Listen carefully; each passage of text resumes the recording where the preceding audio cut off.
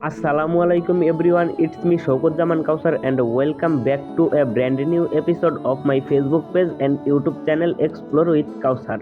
আপনারা অলরেডি ভিডিওর থাম্বনেল আর টাইটেল দেখে বুঝেই গেছেন আজকের ভিডিওটি হতে চলেছে ময়মনসিংহ জেলার ত্রিশালের মনোমুগ্ধকর চেচুয়া বিল নিয়ে। তাহলে আর দেরি না করে চলুন শুরু করা যাক। আমরা এখন রয়েছি ময়মনসিংহ ঢাকা বাইপাসে। এখান থেকে আমরা গাড়িতে করে রওনা দিচ্ছি ত্রিশাল বাজারের উদ্দেশ্যে। আমাদের গাড়ি ভাড়া পড়েছে মাত্র 30 টাকা, আর আপনারা যদি বাসে করে আসেন তাহলে জনপ্রতি ভাড়া লাগবে মাত্র 20 টাকা। অবশেষে আমরা পৌঁছে গেছি ত্রিশাল বাজারে। এখান থেকে বালিপাড়া রোড দিয়ে আরেকটি গাড়িতে উঠব। আমাদের পরবর্তী গন্তব্য ঠাকুরবাড়ি মোড়। বালিপাড়া রোড থেকে ঠাকুরবাড়ি মোড় পর্যন্ত জনপ্রতি ভাড়া মাত্র 10 টাকা। এখন আমরা এসে পড়েছি ঠাকুরবাড়ি মোড়ে। এখান থেকে সহজেই অটোরিকশা বা স্থানীয় যে কোনো যানবাহনে চেচুয়া বিলে যাওয়া যায়। এখান থেকে চেচুয়া বিল পর্যন্ত জনপ্রতি ভাড়া মাত্র 10 টাকা। অবশেষে আমরা পৌঁছে গেছি চেচুয়া বিলের প্রধান স্পটে। আপনারা দেখতে পাচ্ছেন এখানে পর্যটক আছে, তবে আজকে খুব বেশি ভিড় নেই। পরিবেশটা বেশ শান্ত আর মনোরম লাগছে।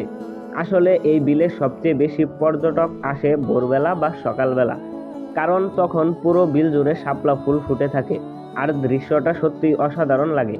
কিন্তু আমরা এসেছি বিকেলের দিকে, তাই অনেক ফুলই বন্ধ হয়ে গেছে বা ঝরে গেছে। তারপরও এখানকার প্রাকৃতিক সৌন্দর্য সত্যি উপভোগ করার মতো। চেচুয়া বিল মূলত এর প্রাকৃতিক সৌন্দর্য আর শাপলা ফুলের জন্য বেশ পরিচিত।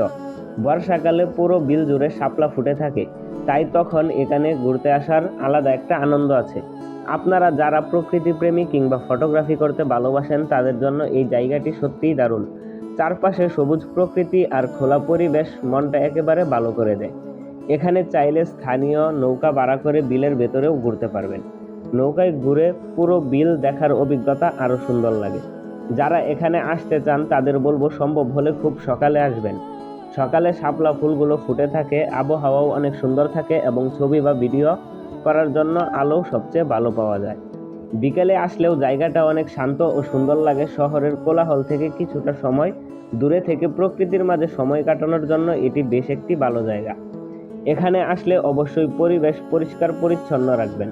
কোথাও প্লাস্টিক বা ময়লা আবর্জনা ফেলবেন না। আমাদের সবার দায়িত্ব এই সুন্দর জায়গাটিকে সুন্দর রাখা। আপনারা যদি পরিবার, বন্ধু বান্ধব বা প্রিয় মানুষকে নিয়ে একদিনের ছোট্ট একটা ট্যুর প্ল্যান করেন তাহলে চেচুয়া বিল হতে পারে খুব ভালো একটি গন্তব্য।